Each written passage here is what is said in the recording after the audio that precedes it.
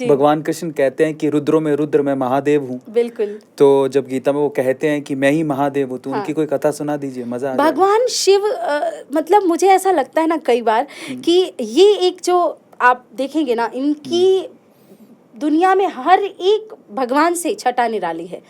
एक तो ये बहुत तड़पाते हैं भक्तों को। आप देखो केदारनाथ में, अमरनाथ में, कैलाश में, इनके पास आप इजीली नहीं जा सकते। और अगर काशी विश्वनाथ भी जाना हो तो 8-8 घंटे की लाइन है, और वो भी बहुत भाग्य से, बहुत भाग्य से। आप कितनी बार प्लान बनाइए इनके पास जाने का, जब तक इनका बुलावा नहीं आएगा तो ये नहीं।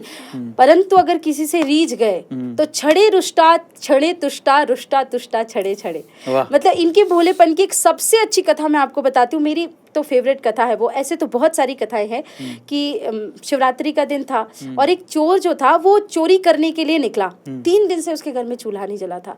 तो इसने सोचा क्या करूं। जब पूरे शहर में घूमा तो देखा सब जागरण चल रहा है।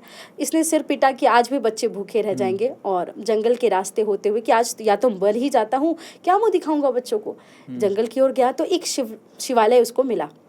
वो पूरा शिवालय खाली था। तो इसने सोचा क्या देखूं शिव जी के शिवालय में, कि कहीं भगवान कृष्ण का मंदिर होता है या विष्णु जी का मंदिर होता, हार मुकुट कुछ तो मिलेगा। शिव जी क्या क्या मिलेगा, हाँ सांपों की माला पहनते हैं वो। इसने कहा चलो कोई बात नहीं, एक बार ट्राई तो कर सकते हैं। तो चारों तरफ देखा तब भी कुछ नहीं था। तो ऊपर लटका था एक घंटा। अब घंटे को देखकर उसका वजन देखा इसने, 21-22 किलो का तो होगा भाई।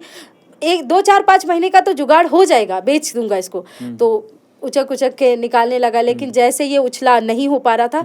इसने चारों तरफ कुर्सी टेबल कुछ नहीं मिला, तो ये तो चोर ही था। और इसके लिए सबसे पहली प्रायोरिटी थी कि इसके बच्चों को भोजन कराना था।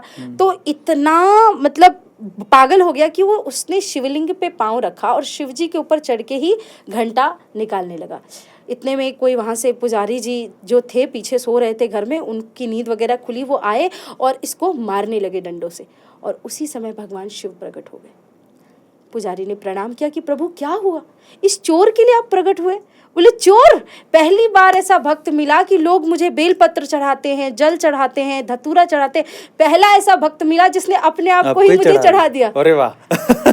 तो इतने भोलेनाथ है वो, इतने प्यारे हैं। तो मुझे ऐसा लगता है कि कभी कभी मैं जब कान्हा से बातें करती हूँ और मैं लड़ती भी हूँ उनसे, गुस्सा भी होती हूँ, तो मैं शिव जी से कहती हूँ देख लो शिव जी ऐसा है।